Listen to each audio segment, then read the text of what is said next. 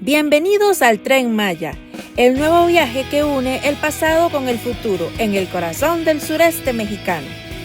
Con un recorrido de más de 1.500 kilómetros de vía, conecta con 5 estados: Chiapas, Tabasco, Campeche, Yucatán y Quintana Roo, a través de 34 estaciones.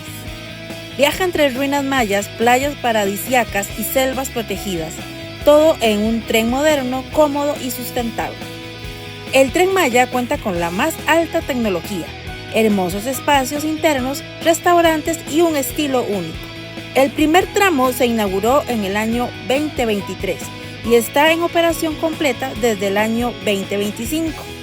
Más que transporte, es un proyecto que impulsa el turismo, crea empleos y conecta comunidades. Tren Maya, una aventura mágica que apenas comienza.